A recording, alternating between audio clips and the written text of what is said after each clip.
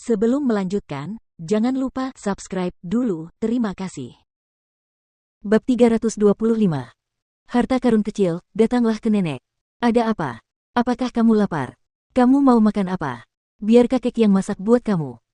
Kedua kakek dan neneknya bersikap lembut dan baik hati, takut membuat Little Tracer takut. Anda harus memahami bahwa roti kecil itu awalnya hanya bisa hidup menyendiri dan tidak bisa berbagi tempat dengan mereka sama sekali. Sekarang ia bisa hidup bersama mereka, itu sudah menjadi berkah yang tak tertandingi bagi mereka. Little Tracer menggelengkan kepalanya, melepas sepatunya, dan naik ke sofa.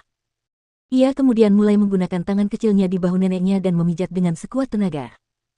Yanrui sangat gembira sekaligus terkejut dengan ungkapan kasih sayang yang tiba-tiba ini. Hai, sayangku. Apakah kamu sedang memijat nenekmu sekarang? Harta karun kecil mengangguk dan menjadi lebih giat bekerja. Lu Chongshan memperhatikan dari samping dengan cemburu dan bergumam, sepertinya harta karun kecil lebih menyukai nenek, ya. Apakah karena sikapnya yang terlalu ketat? Pasti karena. Terutama sikapnya terhadap wanita itu. Benar-benar tidak bersahabat. Ketika Little Tracer melihat itu, apakah dia membencinya? Apa yang harus kulakukan sekarang? Semakin Lu Chongshan memikirkannya, semakin ia khawatir dan semakin marah. Ia hanya melakukan ini demi Little Tracer dan keluarganya. Akhirnya, ia harus menjadi orang jahat. Semua orang mengeluh tentangnya, tetapi yang terpenting, bahkan Little Tracer tidak menyukainya lagi. Saat Lu Chongshan merenungkan hal ini dengan sedih, Little Tracer selesai memijat neneknya dan segera pergi ke kakeknya dan mulai memijatnya juga. Tangan kecil yang lembut itu benar-benar dapat meluluhkan hati siapapun.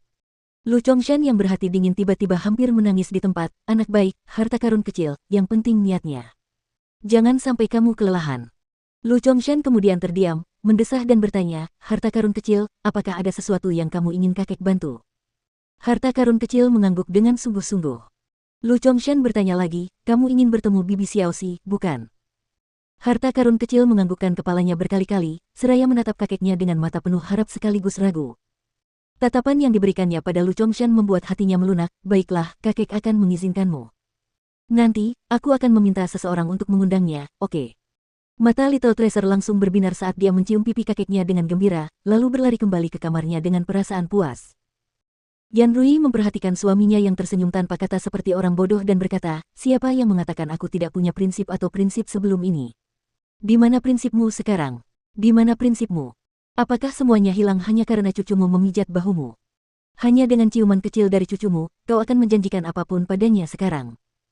Lu Chongshan berdeham dan mengembalikan ekspresinya yang serius, omong kosong apa yang kau katakan. Aku melakukan ini demi kesehatan fisik dan emosional Little Tracer. Lagi pula, tidak ada salahnya membiarkan wanita itu datang untuk menemani Little Tracer.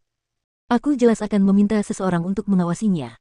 Ketika Lu Chongshan selesai, dia memanggil kepala pelayan Xingwu. Tuan, apakah Anda punya perintah? Telepon saja sekarang dan suruh wanita itu datang menemani Little Tracer. Lu Chongshan berpikir sejenak lalu menambahkan, katakan saja Little Tracer sendirian di rumah. Nanti, Nyonya dan saya akan mencari alasan untuk pergi. Kami akan membiarkan dia berduaan dengannya. Guru, apa yang ingin Anda katakan adalah, pasang lebih banyak monitor pengawasan di rumah. Baiklah, mengerti. Xingwu mengangguk dan pergi. Yanrui mengerutkan kening saat mendengar apa yang dikatakan suaminya kepada kepala pelayan, mungkin ini bukan ide yang bagus. Lu Chongshan hanya menjawab dengan acuh tak acuh, apa salahnya? Aku ingin melihat apa yang berbeda darinya. Tidakkah kau ingin tahu juga apakah wanita itu tulus terhadap Little Tracer atau tidak?